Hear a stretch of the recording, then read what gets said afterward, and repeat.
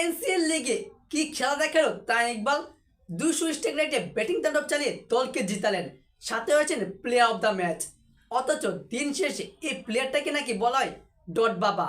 দর্শক, আমার একটি কথা হচ্ছে, কে কিংবা কারা তামিম ইকবালের নামটা ডট বাবা রেখেছে? তামিম ইকবাল কি আসলে ডট বাবা?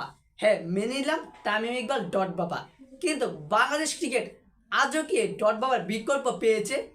আপনি যদি খেয়াল করেন, তামিম ইকবাল কিন্তু দীর্ঘদিন যাবৎ জাতীয় দল থেকে দূরে আছেন। তার মাঝে লিটন কুমার দাস, সৌম্য সরকার, তানজিদ তামিম, জুনিয়র তামিম, রনি তালুকদার, পারভেজ হোসেন ইমন, নাইম শেখ, এমনকি মেহেদী হাসান মিরাজকে দিয়েও ওপেনিংয়ে নামানো হয়েছে, করানো হয়েছে, কিন্তু তারা সকলেই ব্যর্থ। প্রায় 6-7টা প্লেয়ার তার জায়গাটা এসেছিল দখল করার জন্য, কিন্তু সকলেই বরাবর মতো ব্যর্থ হয়েছে। এখনও বাংলাদেশ ক্রিকেটে ওপেনিংয়ে তামিম ইকবালের মতো কেউ কোনো প্লেয়ারের জন্মই হয় নাই। কোনো প্লেয়ার তামিম ইকবাল জায়গাটা নিতেও পারবে না। তামিম ইকবাল সে দুর্দান্ত, সে এমন একটা প্লেয়ার, বাংলাদেশের সেরা ওপেনার, কিন্তু তাকে বাংলাদেশ ক্রিকেট বোর্ড বা নানা নাটকীয়ার মাধ্যমে তাকে দূরে রেখেছে।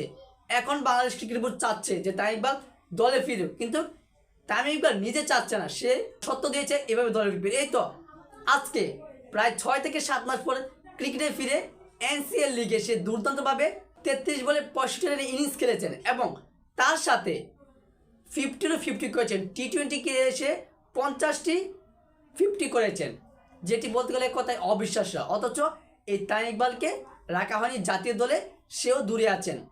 তার জন্য সে যদি এখনও বর্তমানে কিন্তু বাংলাদেশ ক্রিকেটে তামিম ইকবালকে খুবই প্রয়োজন, অনেক অনেক প্রয়োজন। সো দর্শক, এই বিষয়ে আপনার গুরুত্বপূর্ণ মতামতটি জানিয়ে দেবেন কমেন্ট বক্সে। ধন্যবাদ।